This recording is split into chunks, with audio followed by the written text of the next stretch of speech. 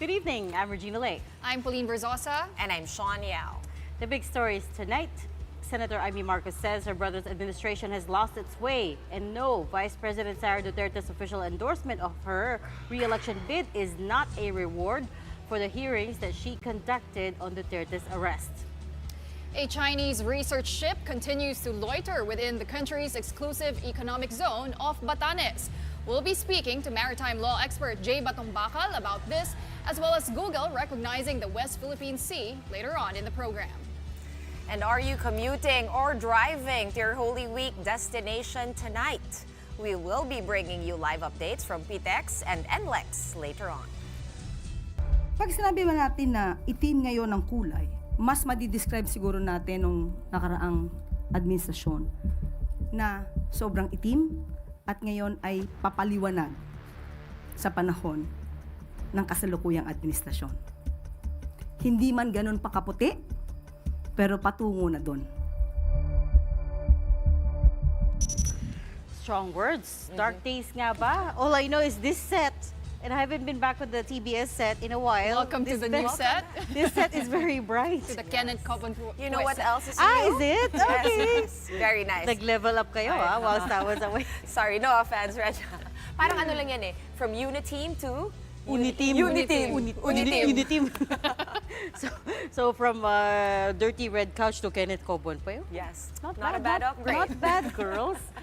But the chatter over Senator Imee Marcos' new campaign ad is still loud and fiery. And today, she added more fuel to it, holding a press conference wherein she said Vice President Sara Duterte's endorsement of her was out of friendship and was not a reward for the hearings that she conducted on former President Rodrigo Duterte's arrest. She also shared that despite tensions between their families, her friendship with VP Sara has remained strong. But the senator also admitted that her relationship with President Bongbong Marcos is currently strained and that she hasn't been able to speak to him directly. Here's the report.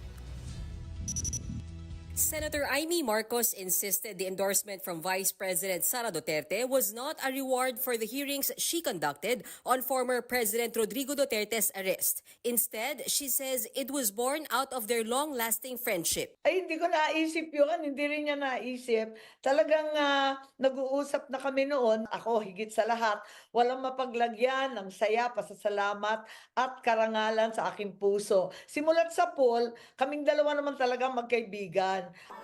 That's even though VP Sara's endorsement is coming a little late with just over 3 weeks to go before the midterms. Senator Imee also said their friendship remains intact even amid the ongoing warfare between their families. She also admits feeling partly responsible for convincing VP Sara to run alongside her brother, believing it may have dragged the Vice President into the conflict.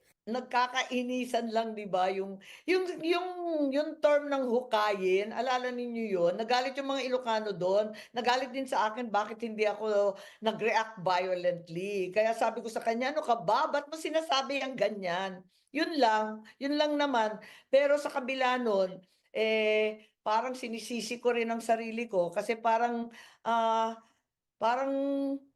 dinamay ko siya sa gulo, nananahimik na siya. Nag-file na siya bilang mayor ng Davao, kinalagkad ko pa. Senator Imee shared that their political ad shoot happened right after VP Sara returned from The Hague, and it was the Vice President who chose black as the ad's theme. Siya ang nagsasabi na wala siya sa mood, na talagang itim at luksa ang pakiramdam ng nakararami katulad niya. Ako naman, sabi ko, paano gagawin ng political ad yan? Makakabenta ba yan? Di ba nakakalungkot? Tignan natin at parang totoo nga naman, parang hindi naman angkop na magsayaw-sayaw, hindi naman tama na magmomotor, wala na sa lugar sa panahong ito na napakahirap ng dinadanas ng ating mga mamamayan. Tama din siya at saka ang itim, syempre nandyan yung pangalan ko, I trust Imee Marcos at yung aming paninindigan ay sinasakop rin ng itim na ipaglaban ang tama, itama ang mali.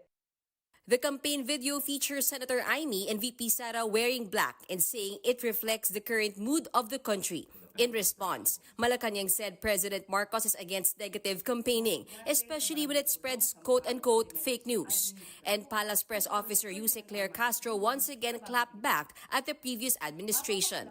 Pag sinabi ba natin na itim ngayon ang kulay, mas madidescribe siguro natin nung nakaraang administrasyon na sobrang itim at ngayon ay papaliwanag sa panahon ng kasalukuyang administrasyon. Hindi man ganun pakaputi, pero patungo na doon. The presidential sister acknowledges that many may question her decision to align with the Dutertes instead of her brother, but says the worsening national situation pushed her to act. She also admits she's not on good terms with President Marcos, but she hopes he won't take her decision personally. Siguro maintindihan na lamang ako na hindi na tama ang landas ng administrasyon na nanghihinayang talaga ako para sa akin malaking trahedya sa amin to. Sana wag masamain, alam ko nagtampo dahil dun sa hearing. Senator Imee also thanked PDP Laban President and Senator Robin Padilla for his endorsement. Their political ad was also shot in haste after his return from The Hague. However, despite these endorsements, Senator Imee clarified that she's not transferring to PDP Laban and remains with the Nationalista Party. Reporting for News 5, Mean Los Baños, we are One News. But wait, she's not done criticizing the administration. Senator Imee Marcos also said that her brother's administration has lost its way and that she believes he is getting bad advice from the people around him. The senator also urged her brother to reflect this Holy Week.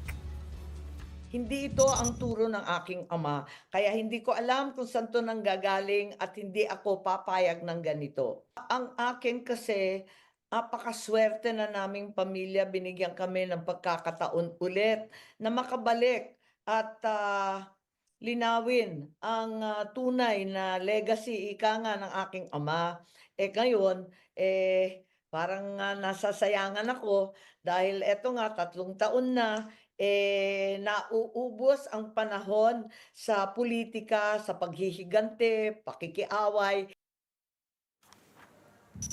At that same press conference, she was also asked to comment on Senate President Cheese Escudero, accusing her of using her position for her own political agenda. This was after Senator Imee held 3 hearings on the arrest of former President Duterte via her Committee on Foreign Relations. Recall that after the 3rd one last week, Escudero refused to sign a contempt citation for Special Envoy for Transnational Crimes, Ambassador Marcos Lacanilao. Escudero said Lacanilao was not given due process, then issued a harsh statement against Senator Imee, warning her, among other things, to not use the Senate for quote-unquote petty partisan interests. This is Sen Imee's reply. Nakakatuwa naman talaga yung mga pinagsasabi. Ang akin na lamang, balikan natin ang tunay na rules ng Senado kung saan walang mahahanap kahit minsan ang binabanggit na show cause. Yung ginagamit para sa politika, nakakatuwa naman kasi alam naman natin na siya yung ambisyoso. Ako yung nakalimutan nga mangampanya na. For his part, Alianza campaign manager Congressman Toby Tiangco said, in response to Senator Imee's new backers, our candidates continue to receive overwhelming support both at the national and local level and even from grassroots organizations. This is something that we welcome and we are proud of because politics is about addition, not division. It is about building coalitions. And in any election, every bit of support counts. End quote. Somebody else said politics is about addition. Who was it? Harry Roque. Yes. A candy for you, but yes. But biglang naging uso yung phrase, no? Politics is about addition. I think it's an old adage. It is. Yeah. And I guess, hindi ba? It is, disproves- pero it depends how you use it, right? Yeah. So earlier on StoryCon, we were talking about what precisely Harry Roque meant. And especially what he meant by calling Senator Imee Mangga. So, maraming theories. So, Sobrang so From It the can be shallow to interpreted the many deep. ways. somebody said, it's because it's short for mangga gamit, right? Somebody said it was in reference to the shape Facial of her features. the shape of her face. Somebody said it's just an old Filipino adage comparing na kapag mangga hindi magbubunga ng santol, Yes. right? Something like that. I don't know, but anyways, that was a bit of an insult, wasn't it? I thought. I found it, and it was the way he said it. He was really mad, like, Oo. hoy mangga. And so we can now count the number of Duterte supporters who have said, who are kind of sketchy on Senator Imee, right? There's Sal Panelo, Hanilet Avancenia, and now Harry Roque. Roque basically said it. He doesn't trust Senator Imee still. Kahit na he will vote for her because VP Sara said so. But He made it very still- clear. He made it very clear he still doesn't trust her. I mean, even last night, right, Senator Bato de la Rosa, we asked him if that also means he will be endorsing Senator Imee. He said he's not sure he will be leaving it to PDP Laban. Hindi pa rin siya sure. So see, it's so late in the Yeah, game he also already. clarified that, because I asked him, I remember, no, na parang, yung endorsement ba ni Robin, is that a party endorsement or personal? Sabi niya, no, that's personal. So I'm also not familiar na parang, usually you stick to your party. Yes. These are my personal. Yes. It's a new thing. Yes. And of course, Senator Imee keeps getting asked, is this a reward for you conducting all hearings, those yeah. hearings? Which is a fair question because when you think about it, late na tong endorsement eh. It's coming so late, 11th hour. It feels like an 11th hour push Right. for her, right? So if VP Sara had always, as she said, they've always been friends, so why didn't she endorse you earlier, right? Much, much earlier. Yeah, and that was a big question also before. Kasi parang Imee would say na, no, our friendship is okay, our relationship is okay, but Sarah's was a little bit more cold or Oo, aloof, I remember? remember this. Impeachment She pa wasn't lang yun sure. eh, wala pang arrest. Before pa siya ma-impeach, right, Yeah. when she was holding those press conferences after she got impeached, she kept getting asked, who are you endorsing, who are you endorsing? And she wouldn't commit to anyone. That's right. Well, we'll see kung anong mangyayari, no, So sa yun, survey. 3 weeks to go. Yeah. But, 27 3 weeks days to and go. we have an official endorsement.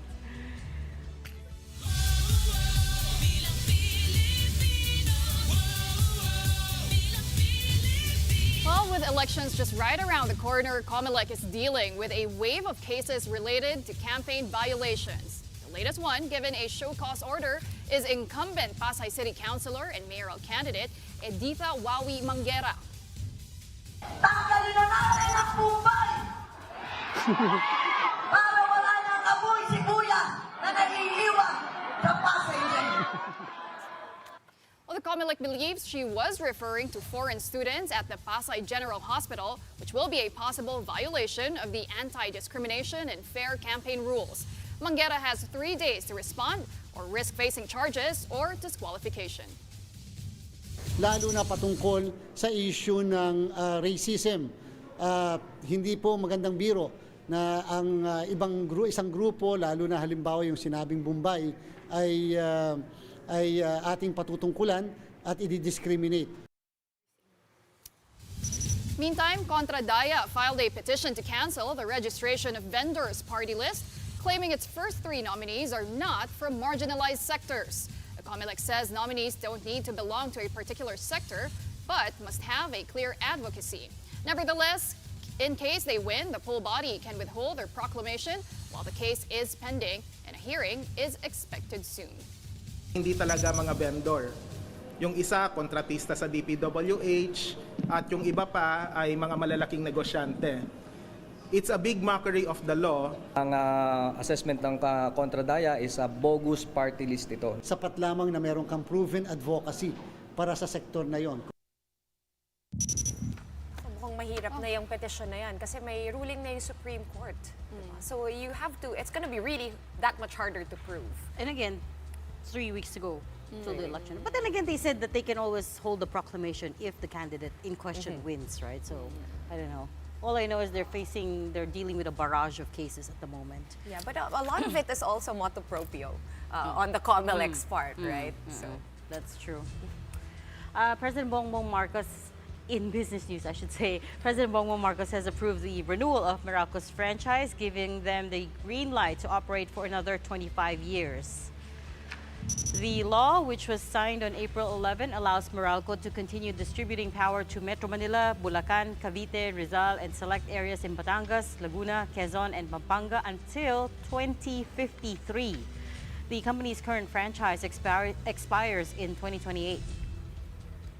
Meralco Chair and CEO Manny Pangilinan welcomed the news, calling it a recognition of the company's role in helping power the nation's growth, fortifying their commitment to delivering stable, reliable, and affordable electricity to millions of Filipinos across their franchise area.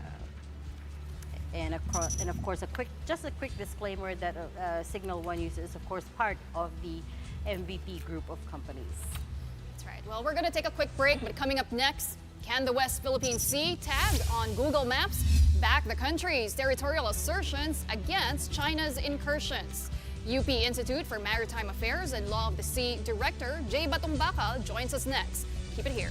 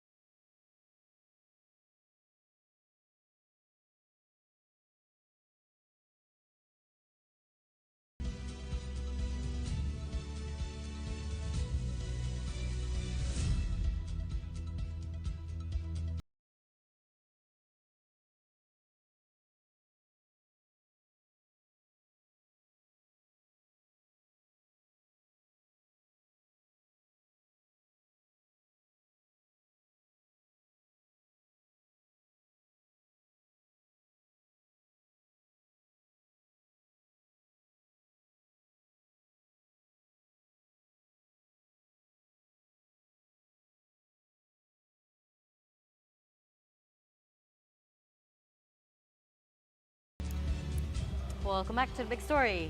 Chinese ships were once again spotted sailing in different areas around the country, with another one of their vessels attempting to block the BRP Cabra off the coast of Zambales. And now the Philippine Navy is convinced that the underwater drones recovered in various areas came from Chinese vessels. Brian Castillo with the story. This Chinese ship was spotted by the crew of the Philippine Coast Guard's BRP Cabra past 10:30 a.m. on Monday. That time, BRP Cabra was patrolling along Capon Grande in Zambales when the Chinese vessel approached them. China Coast Guard vessel 21612. This is Philippine Coast Guard vessel BRP Cabra. At one point, according to the PCG, the Chinese Coast Guard ship tried to block the BRP Cabra, but eventually sailed away. 36 nautical miles from Capon Grande, Zambales, Philippines. Meanwhile, over at Itbayat, Batanes, the PCG flew its plane to monitor another Chinese research vessel spotted sailing in the area. The PCG repeatedly tried to radio the vessel, but the calls were ignored. These incidents have the Philippine Navy convinced that the underwater drones recovered in some areas in the country came from Chinese vessels, such as the one recovered in Pasukin, Ilocos Norte last July 2022, and the ones from Calayan Island and in Itao, Misamis Oriental last year. Indicators would point with a likelihood of 55 to 80% these were made in China. The Navy pointed out that aside from parts made by Chinese tech companies, one drone even had a Chinese SIM card. They have the capability to receive, to process, to store, and to transmit. Based on the technical study of the forensics of the SIM card, the last contact that it had was in mainland China. These submersible drones allegedly gathered data on the sea's depth, salinity, temperature, and sound range. But the Navy said these can also be used for military operations. So conducting information gathering of the underwater terrain is an essential step for undersea warfare. The Philippines has consistently protested China's incursions into its exclusive economic zone, an area Beijing claims, even though it's much further away from it. But yesterday, April 14, Google Maps formally marked the ocean west of the country as the West Philippine Sea, sending social media cheering. The armed forces naturally also welcomed this inclusion, saying it affirms international recognition of the country's sovereign rights, as upheld by the 2016 arbitral ruling under UNCLOS. It was nearly 13 years ago, in 2012, when former President Noynoy Aquino issued Administrative Order Number 29, naming maritime areas on the western side of the nation as West Philippine Sea. At the same time, Manila initiated an arbitration process protesting Beijing's claims in almost the entire South China Sea. 4 years later, the Permanent Court of Arbitration in The Hague invalidated China's dash line claims. But to this day, China remains defiant. For News 5, Brian Castillo, we are One News. Off the back of these encounters, the Marcos administration once again raised concerns over ongoing tensions in the West Philippine Sea. That happened when Manila hosted the latest round of negotiations on the Code of Conduct in the South China Sea last week from April 9 to 11. The talks were co-chaired by Malaysia and China. The DFA says the Philippines stressed the need to adhere to international law, particularly the UN Convention on the Law of the Sea or UNCLOS and the 2016 South China Sea Arbitral Award.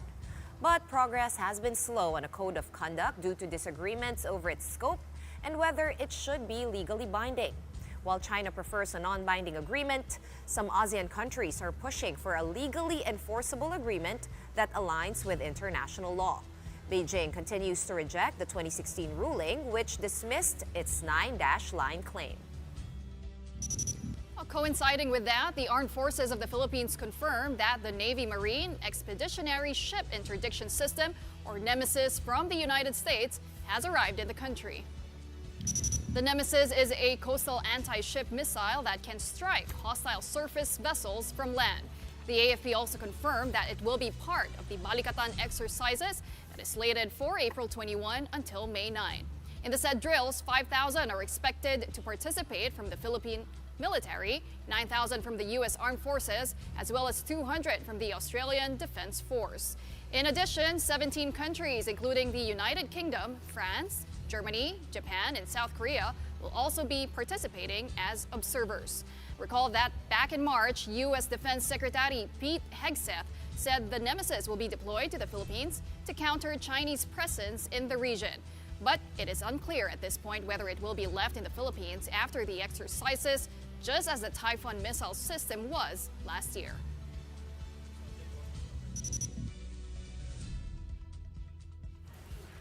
To make sense of all of these, we're joined now by Attorney J. Batong, Director of the UP Institute for Maritime Affairs and Law of the Sea. Attorney J, good evening. Thanks for being with us. Hi, good evening, everyone, and thank you for having me. The first thing I'd like to do is make a slight correction to our news story, an update, not a correction. Google has come out with a statement saying that the West Philippine Sea label has always been there. What they did recently was just to make it larger. So it's a labeling thing. They just made it more visible to see. So when you don't have to zoom in so close to see it. So that's all the changes that they made, but they say that it's always been there. Having said that, of course, people are still very happy to see it on social media. It's gone viral. People are sharing it jubilantly. Help us understand the context and the meaning behind this. Does it hold any sort of weight at all in your perspective? Well, we have to first keep in mind that Google is a private company that also operates in the Philippines. They do have a local subsidiary, I think, and offices in Taguig. So they are considered as also a corporation operating or doing business in the Philippines. So it's just natural to expect Google to follow Philippine laws, rules, and regulations, including labeling of Philippine areas. So we thank Google, of course, for doing this and making it clearer, as you have just updated. No? But we also have to keep in mind that as a private company, I mean, Google is not a representative of, say, any country. No? So what it means really is that it's more of the widening recognition among private entities, citizens, and both natural and juridical, no?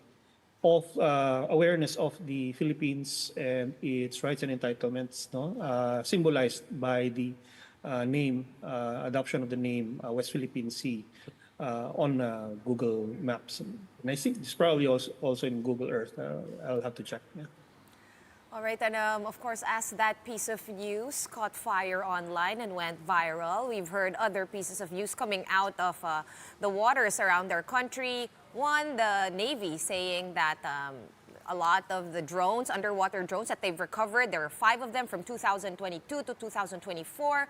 They're saying they're 80% sure that these came from China. Then we have, of course, off Itbay at Batanes, the Chinese research vessel. Then coming off of the talks last week, Attorney J, what do you make of all of this? Is it more of the same? Is there some sort of escalation? Well, in terms of the recovery of these drones in our waters, this has been happening for quite some time. Fishermen even contacted me a couple of times already back during the pandemic, wherein they showed me stuff that they had recovered. This included target drones and other instrumentation. Now, so in a way, it's more of the same. We also have to keep in mind that these types of underwater drones, they're designed for long-range loitering. And it's also possible that they were there even longer until their batteries ran out, literally.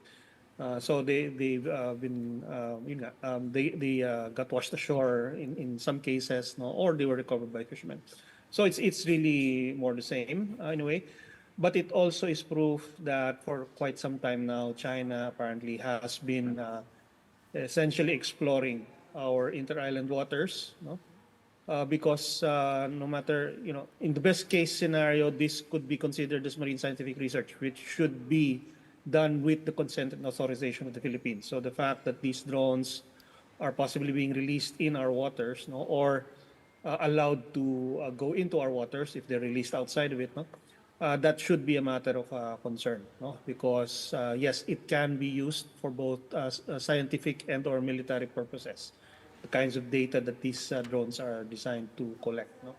So it's only right that the Philippine Navy, Coast Guard, our maritime authorities, as well as our own citizens, no, when they see these things floating in our entire island waters, especially, they should be recovered and brought to the authorities, no, so that we can find out what they've been looking for or what they've been collecting, no, if we can, and get a sense of where their interests lie. No?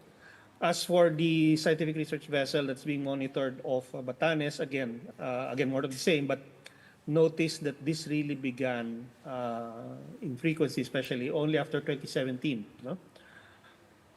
And we have been monitoring these increasing activities of Chinese research vessels all around the country, no, within and outside of our EEZ.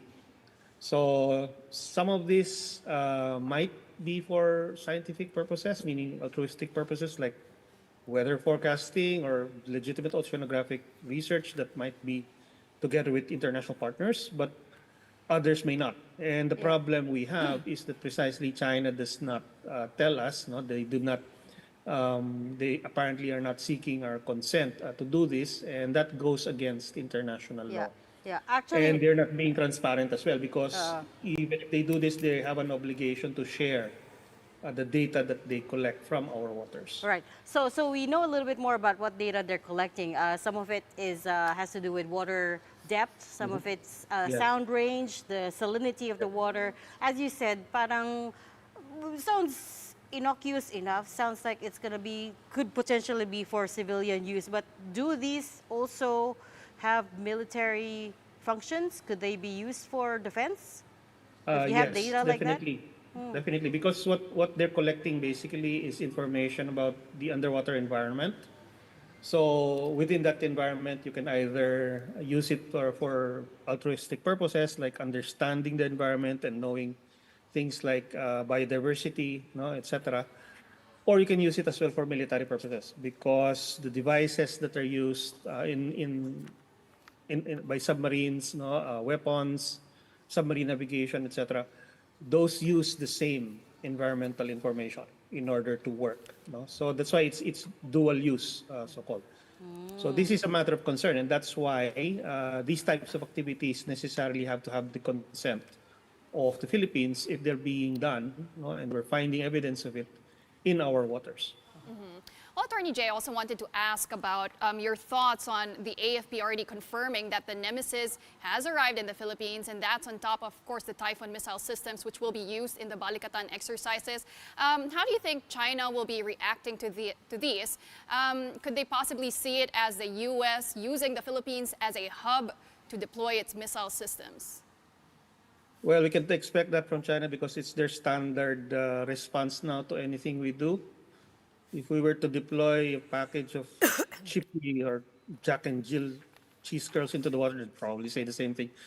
Anything we do now for them is always, they always protest it as being, again, another, being done at the request of the U.S. or destabilizing, etc. No, I mean, that only shows, I think, that only shows that China really is very uncomfortable, shall we say, that we are now developing our capabilities, particularly for external self-defense. No? And these types of missile systems, they're for practical intents purposes, they really are only for defense because there's so few and the range is much shorter. People may not be aware that the Philippines, all the way up to most of the Visayas and parts of Mindanao, as well as the entirety of Palawan, we're already in the range of Chinese missiles, no? Since around on the western side, since around 2016, 2017, when they installed these things on those artificial islands. And then from the mainland, no, even more, no, even longer. So for them, any little sign that a country like us, a smaller country like us, would want to build up our defense capabilities, for them is a challenge, no? And they don't like that. No? Even if in the end they have more, no? Still, the fact that a small country like us can dare to stand up to them and try to protect itself from them, no? That really apparently gets a reaction from them. So we can expect that they will have more of the same statements, same kinds of statements and reactions in the next couple of days. While a lot of what we're talking about is, as we would put it, no more of the same. A few weeks ago, the PLA Eastern Theater Commanding General, he actually categorically said that they're rehearsing a blockade around Taiwan, and everyone saw the assets, air and sea assets going around the island. With the incoming Balikatan, which is about to start next week, Attorney Jay, how do you think it would change, I don't know, the intensity perhaps of the exercises this time around? Would it have an effect, you think? Well, so far, remember, these types of exercises of China began around 2022. It's just that they become more frequent, no? While our Balikatan has regularly taken place for even longer. I don't think it will affect the Balikatan in the sense that we already have a clear program and we're quite transparent about it, I think. And the kinds of activities and exercises we're doing have also shifted really to external defense. So it hasn't really changed. No? I mean, this is part of a longer process of building up our external defense. For the Chinese, their increasing frequency and intensity of these exercises, it has been progressing for quite some time. No? From say 1 or 2 back in 2022, then more in 2023, and now we're seeing sudden practically unannounced exercises as well taking place. No? So you could say that it doesn't have to be related to Balikatan. They clearly have their own schedule and their own pace. And what's probably more, what we need to watch out for really will be if they decide to carry out exercises coinciding with our exercises in the same area. So that will be the one that might raise eyebrows.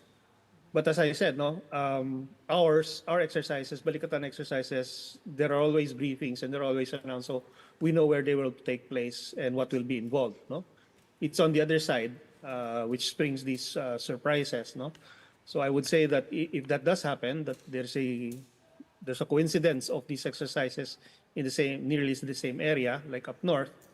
Well, it will be clear that any issues that might arise will have been raised or will be provoked by them, not by us, no? Because our exercises are scheduled and transparent. It's theirs which are not. Are you expecting that to happen with this year's Balikatan, that magsasabay sila? Or? Well, it's not that I'm expecting it, but I wouldn't be surprised. No? Given that they have been increasing their frequency, their exercises around Taiwan. Yeah. So it is possible. Even a small-scale exercise like sending their jets to circumnavigate around Taiwan, for example, or a small fleet, no, that could raise problems if we happen to be also doing exercises in that area. Yeah. Talking about standing up to China, small countries standing up to China, the Philippines once again raised concerns about the tensions in the West Philippine Sea. This was during the joint working group negotiations for the Code of Conduct. Of course, it's behind closed doors, but from what we gather, the sticking points remain, what they call the milestone issues. Number 1, the scope of the Code of Conduct. Number 2, whether it's going to be legally binding. And of course, the Philippines is pushing for the code to be legally binding, but China is digging in and refusing to do so, to acknowledge that it should be legally binding. Tell me what the way forward is from here. You are an expert on maritime law. Is it possible to have a code that's not going to be legally binding? And if so, what would be the point of it if we can't hold each other to account legally? Well, there are precedents for that, no? And for example, the 2002 Declaration of Conduct, it's a non-binding code, and from my perspective, it has been effective at least with respect to the ASEAN members who have claims against each other. No, the DOC has basically set a standard for them in how they relate with each other, and they've been able to manage their relations despite competing claims, no? Especially in the Spratly region. The problem is with China. No? It's how China relates to the other ASEAN claimants that is different. In that sense, the DOC has been, say, limited impact, especially when it came to us, no? And that's to be expected because we're first in line. When you look at the map, tayo, dadaan talaga sila sa atin before they get to the other ASEAN claimants, except for Vietnam, which is off to the side, no?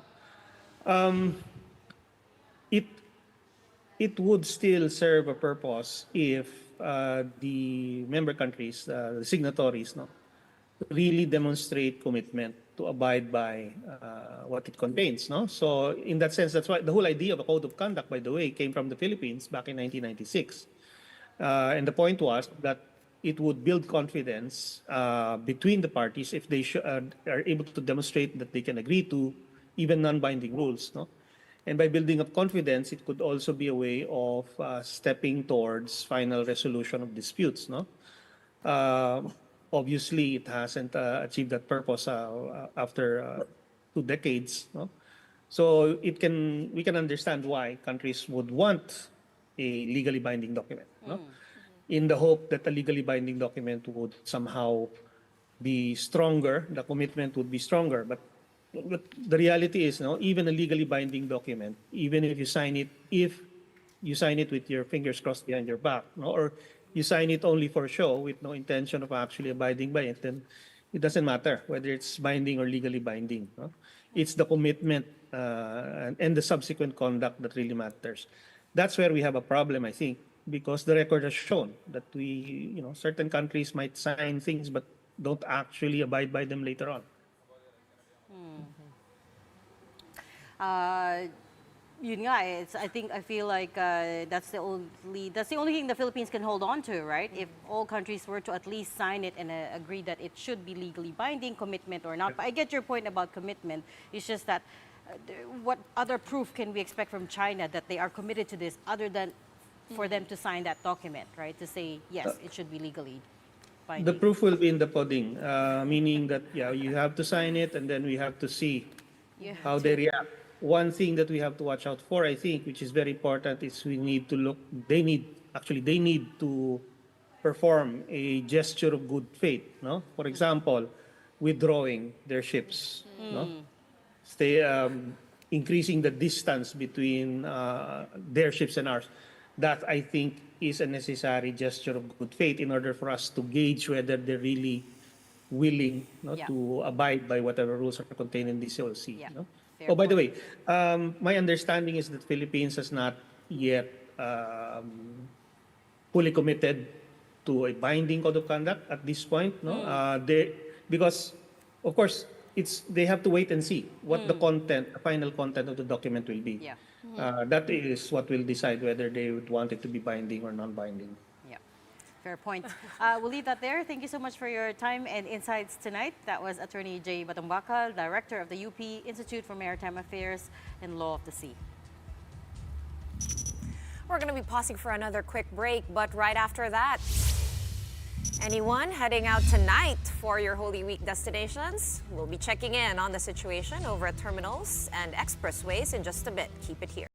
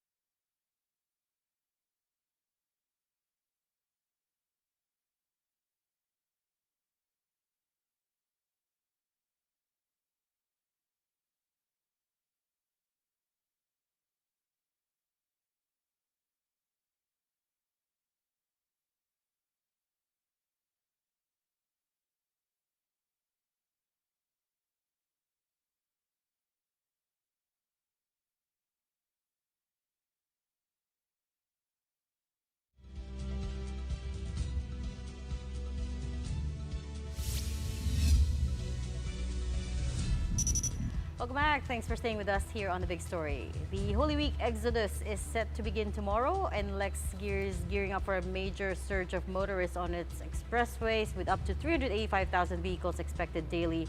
What measures are being rolled out to ensure smoother travel for the long weekend rush? Joining us tonight is NLEX Traffic Management Head Robin Ignacio to give us updates. Welcome to The Big Story. Robin? Yes, good evening. Ayun. Yes, good evening. Yeah.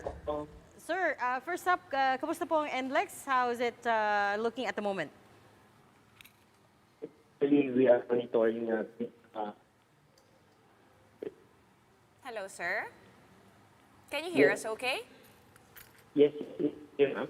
Actually, the build-up started at about 3 to and there was a slow-moving traffic from Balintawak to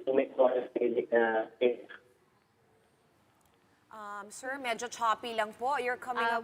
We'll try to call you again, sir, kasi medyo choppy yung line and we can't really understand what you're trying to say.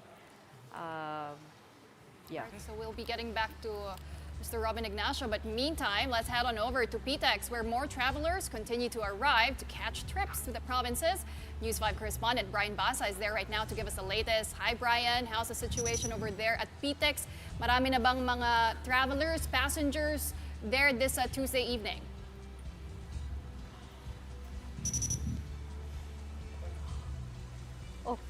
Oh! Brian, Okay. we'll have to double Wala check din your siyang audio. your audio. Brian? Okay, so Brian is at PTEX. We are having audio issues, girls. Yeah. 2 in a Looks row. like the audio's in vacation mode already. As you were asking Brian, though, marami na bang tao? I could see all the people behind him. He Yes, could not hear his report, but it looks like the traveling is starting early, especially government already Diba? Tuesday announced. na, yeah, exactly. Yeah, diba? And And tomorrow, some of parang them are half day, yeah. Yeah, So- government. Okay, we have Mr. Robin Ignacio back Okay, on the let's line. try that again. NLEX Traffic Management Head Robin Ignacio to give us updates. Mr. Ignacio, can you hear us okay?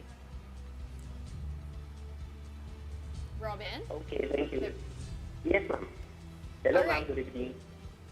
Yes, Yeah. sir, go Is ahead. it clear na po? Oh, Yes. Yeah. sir, Okay, yes. go Just ahead. this afternoon, ma'am, we already monitored a traffic surge going north. Actually, it's not that much, but compared to normal Tuesday, the traffic is heavier.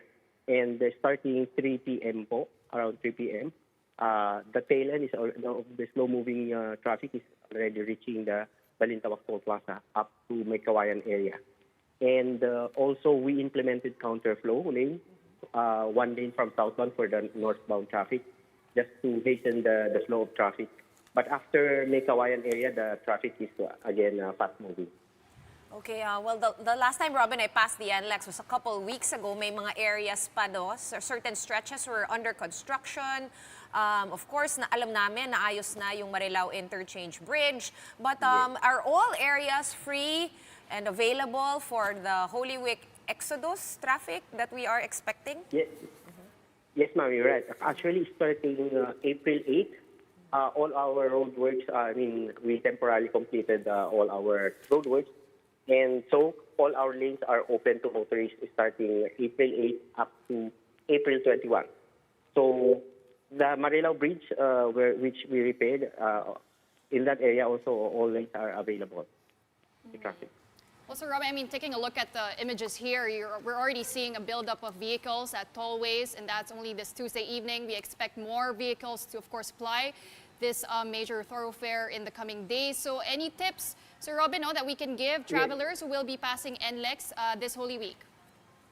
Yes, ma'am, you're right that we are still expecting a higher volume starting tomorrow afternoon, and that will last until nighttime. And again, early morning of Thursday, we expect again traffic to surge until afternoon of Thursday.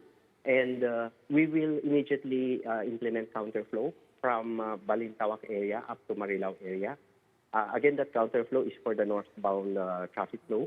And also at the two-lane stretch of the expressway from San Fernando to Dau, we will also implement counterflow. just to ease out the traffic going north. I think one of the tips also important is for motorists or travelers to load up Yes, their I was going to say, RFIDs. check your balances. That's a good tip. Okay, we'll leave that. Actually, RFID users are encouraged to check their balance and ensure that they have enough load for their travel. So as not to cause bottlenecks, no? Okay, thank you so much for your update. NLEX Traffic Management Head, Robin Ignacio. Right, going back to PTEX, where more travelers continue to arrive to catch trips through the provinces. Our News 5 correspondent Brian Basa is there to give us the latest. Hi, Brian. How's the situation there so far? Hi, Reg, Sean, and Pawi. Magandang gabi sa inyo. It's great to be back on your show and back here at PITX for Holy Tuesday. But I wish I could say the same for the passengers here. We're seeing long lines from time to time here at the entrance of the terminal. You're seeing that they are passing through the inspection process. As usual, there are K9 units on standby. Essentially, at this hour, marami pa ring tao ang nandito sa loob ng terminal waiting to board their buses and get to their destinations tonight. It's Holy Tuesday, and so far, na-breach na yung total from yesterday, kumbaga 24 hours ago, the 6 p.m. update from PITX was 135,000. Ngayon, nag-137 na as of 6 p.m. And that is expected to reach pa 200,000 tomorrow kasi nga Holy Wednesday, so people are trying to catch up for the holidays on Monday, Thursday, and Good Friday. That's the general feel here at the terminal tonight, ladies. Are there tickets still available being sold there for those people who have not booked ahead of time online? Or ano ba yung abiso nung mga bus companies? Mas okay ba na mag-book muna na lang online? Or may pag-asa pa ba kung tumuloy na lang dyan sa PTEX? Yeah. Ganito, kasi if you're bound for Bicol, tickets are selling out, no? Around 7 in every 10 buses ang fully booked na today and tomorrow. That means only 9 Bicol-bound trips today and 5 trips tomorrow ang may available seats.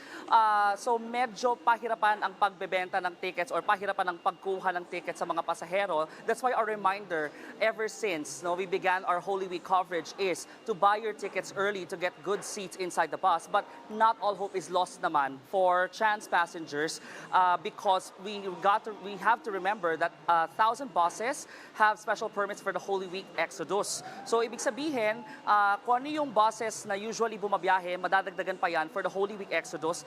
Out of the 1,000 figure, 40 to 50 are bound for Bicol coming from the PITX. So sa mga pasahero natin, ang sagot dyan ay patience ng konti at kaunting bilis ng kilos if they really want to get home on time because ang ano ngayon, ang siste is pag wala na yung mga regular na buses, mapunta kayo sa ordinary fare buses. So medyo it's also a point of choosing, I guess, for the travelers kung gusto nilang magtiis muna sa ordinary fare bus in exchange of getting home for the Holy Week. At least that's for the passengers heading to Bicol. Ladies. Yeah. You heard it here first. Bilisan nyo daw. Bilisan According nyo na. to Brian Basa of News 5. That's really good advice, though, because we know how it gets every Holy Week. But thank you so much for that update, News 5 correspondent Brian Basa reporting to us live from PTEX in Parañaque. And before we go, we mark a historic moment as an all-female celebrity crew takes up space. Our big picture tonight is the Blue Origin space flight carrying pop star Katy Perry, American TV personality Gayle King, and Jeff Bezos' fiancée, Lauren Sanchez. Also on board were film producer Carrie Ann Flynn, former NASA engineer Aisha Bowe, and scientist and civil rights activist Amanda Nguyen. The fully automated flight lasted a little over 10 minutes, where they experienced weightlessness, and Perry couldn't help but sing, "What a Wonderful World." This is the 11th human space flight for Blue Origin and the first where women filled each seat. The only other all-female crew was back in 1963, where Soviet cosmonaut Valentina Tereshkova launched by herself. Still, even after the launch, women represent barely 15% of the 700 who have traveled into space. Would you? For you go on the 11 trip? minutes, sure. Yeah. I thought it was like an hour or 2 hours, Yeah. or they were stuck in space Yeah. for a year, like those astronauts. Yeah. Who are still stuck. 11 minutes lang pala. I can do 11 minutes. Kaya. Yeah. But would you kiss the ground after? Oh yeah, for sure. Would I you mean, would? they crossed the what did they call it? The line? The atmosphere. It starts with a K. I forgot. Yes, the line that separates the Earth from space. From official outer space. They crossed it. So yes, they went into outer space.